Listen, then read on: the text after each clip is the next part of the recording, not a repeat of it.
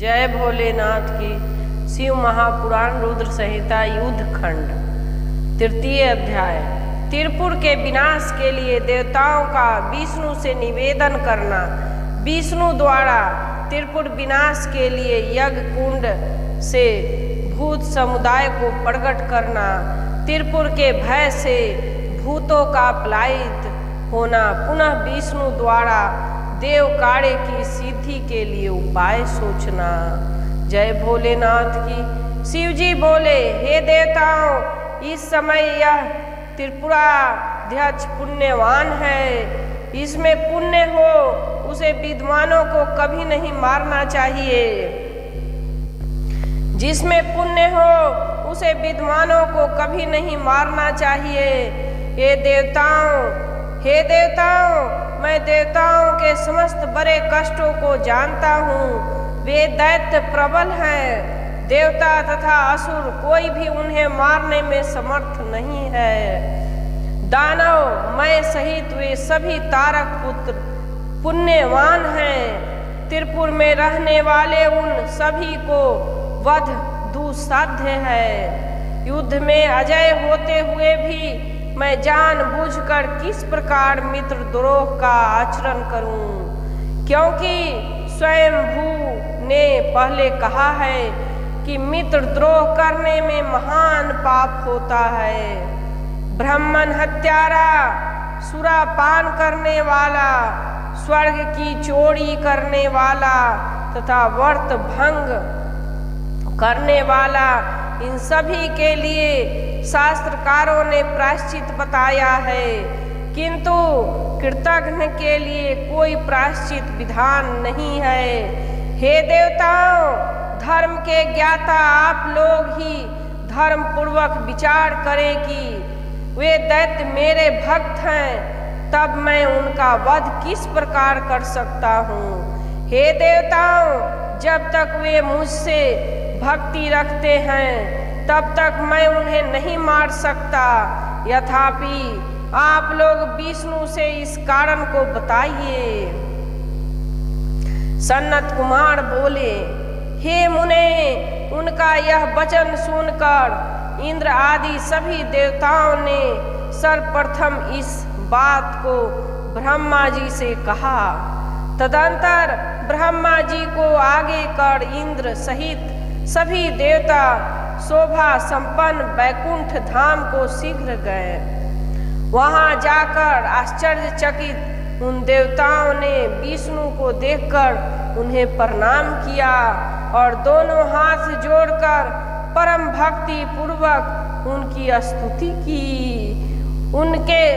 उसके अनंतर सर्वसमर्थ उन विष्णु को पूर्व के भांति अपने दुख का समस्त कारण शीघ्र निवेदित किया। तब त्रिपुर वासियों के द्वारा दिए गए देवगणों के दुख को सुनकर तथा उनके व्रत को जानकर विष्णु ने यह वचन कहा। विष्णु बोले, यह बात सत्य है कि जहाँ सनातन धर्म विद्वान होता है वहाँ दुख उसी प्रकार नहीं होता जिस प्रकार सूर्य के दिखाई देने पर अंधकार नहीं रहता है। सनत कुमार बोले, इस बात को सुनकर दुखित तथा मुरझाए हुए मुख वाले देवता विष्णु से पुनः कहने लगे। देवगण बोले, अब क्या करना चाहिए? यह दुख किस प्रकार से दूर हो सके? हम लोग कैसे सुखी रहे तथा किस प्रकार से निवास करें? इस त्रिपुर के जीवित रहते धर्माचरण किस प्रकार हो सकेंगे? ये त्रिपुरवासी तो निश्चय ही देवताओं को दुख देने वाले हैं। हे विष्णु, आप या तो त्रिपुर का वध कीजिए, अन्यथा देवताओं का ही अकाल में मार डालिए। सनत कुमार बोले, इस प्रकार कहकर वे देवता बारंबार बड़े दुखी हुए और न तो विष्णु के पास से उन्हें जाते बना और न तो रुकते ही बना। तब विष्णु ने उन देवताओं को इस प्रकार से हीन तथा विनय युक्त देखकर अपने मन से विचार किया कि देवताओं की सहायता करने वाले मैं इन देवताओं के कार्य के लिए कौन सा उपाय करूं।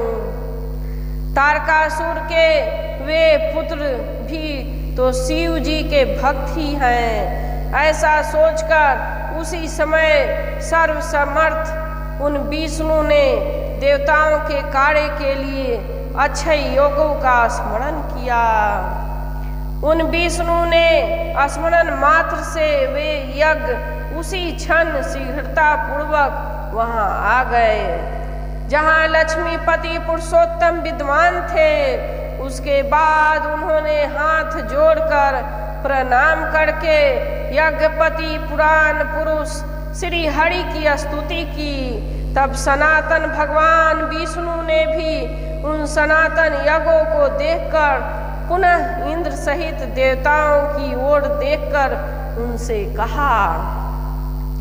विष्णु बोले, हे देवगण, आप लोग त्रिपुरों के विनाश एवं तीनों लोकों के कल्याण के निमित्त इन यज्ञों द्वारा सदा परमेश्वर का यजन कीजिए।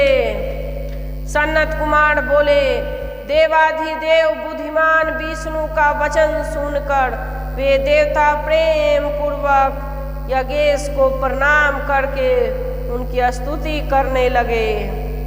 हे मुने, इस प्रकार स्तुति करके पश्चात संपूर्ण विधियों के ज्ञाता वे देवता यज्ञोक्त विधान से यज्ञ पुरुष का यजन करने लगे। तब उस यज्ञ कुंड में शूल, शक्ति और गदा हाथ में धारण किए महाकाय हजारों भूत समुदाय उत्पन्न हुए। उन देवताओं ने हाथ में शूल, शक्ति, गदा, दंड, धनुष तथा शिला का आयुध धारण किए हुए थे।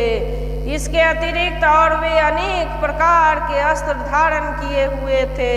नाना प्रकार के भेष धारण किए हुए कालाग्नि रुद्र के समान तथा काले सूर्य के समान प्रतीत होने वाले उन हजारों भूत समुदायों को देखा। आपने आगे खड़े उन भूतों को देखकर और उन्हें प्रणाम कर रुद्र की आज्ञा का पालन करने वाले यज्ञपति श्रीमान विष्णु उनसे कहने लगे। विष्णु जी बोले, हे भूतगणों, तुम मेरी बात सुनो। तुम लोग महाबलवान हो, अतः देव कार्य के लिए तत्पर हो। शीघ्र त्रिपुर को जाओ। हे भूतगणों, वहां जाकर दैत्यों के तीनों पुरों को तोड़ फोड़ कर तथा जलाकर पुनः लौट आना।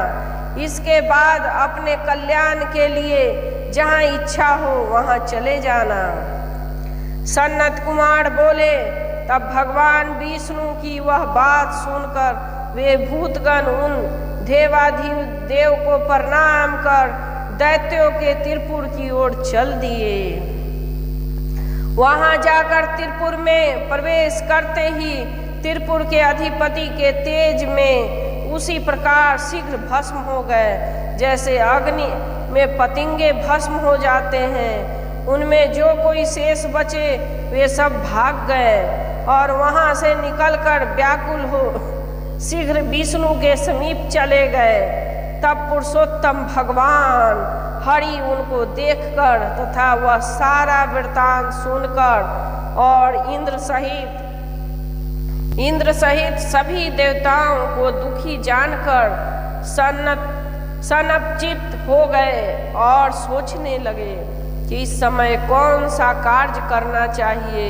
उन दैत्यों को तीनों पुरों को बलपूर्वक नष्ट करके मैं देवताओं का कार्य किस प्रकार करूं, वे इसी चिंता में व्याकुल हो उठे। धर्माताओं के अभिचार से भी नाश नहीं होता, इसमें संशय नहीं। धर्मात्माओं का अभिचार से भी नाश नहीं होता, इसमें संशय नहीं है। ऐसा श्रुति के आचार को प्रमाणित करने वाले शंकर जी ने स्वयं कहा है।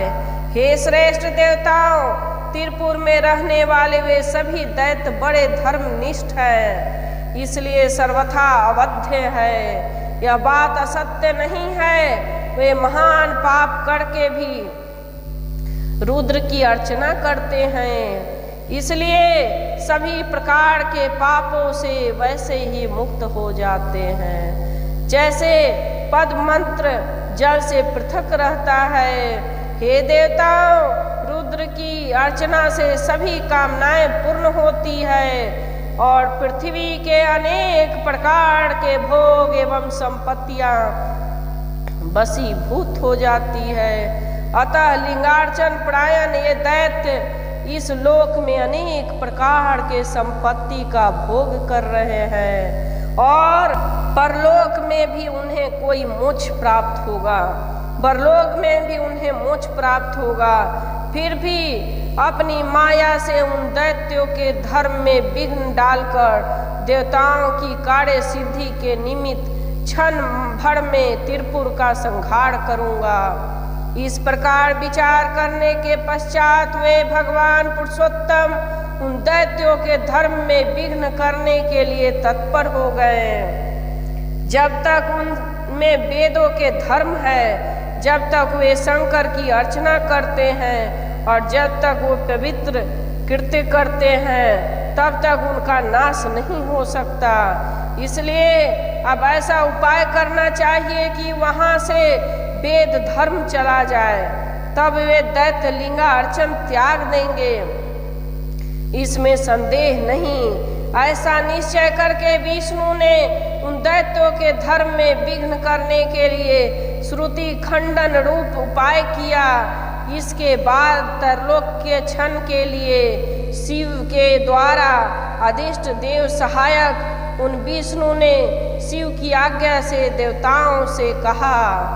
विष्णु जी बोले, हे देवों, इस समय आप सभी लोग निश्चित रूप से अपने घर को चले जाएं। मैं अपनी बुद्धि के अनुसार देवताओं का कार्य अवश्य करूंगा, इसमें संदेह नहीं है। मैं बड़े यत्न से उन्हें रुद्र से अवश्य विमुख करूंगा और तब शिव जी अपनी शक्ति से रहित जानकर उन्हें भस्म कर देंगे। सनत कुमार बोले, हे मुने, तब वे देवगण विष्णु की आज्ञा को सिर पर धारण कर कुछ निश्चिंत हुए और फिर ब्रह्मा के द्वारा आश्वासित होने पर प्रसन्न हो अपने अपने स्थान को चले गए। इसके बाद विष्णु देवताओं के लिए उत्तम उपाय किए और उसे आप भली भांति सुनिए, वह सभी पापों का नाश करने वाला है। जय भोलेनाथ की। रुद्र संहिता युद्ध खंड 3 अध्याय समाप्त। जय भोलेनाथ की। शिव महापुराण सुनकर लाइक अवश्य करें और कमेंट बॉक्स में ओम नमः शिवाय लिखकर असीम भक्ति प्राप्त करें। जय भोलेनाथ की। जय भोलेनाथ।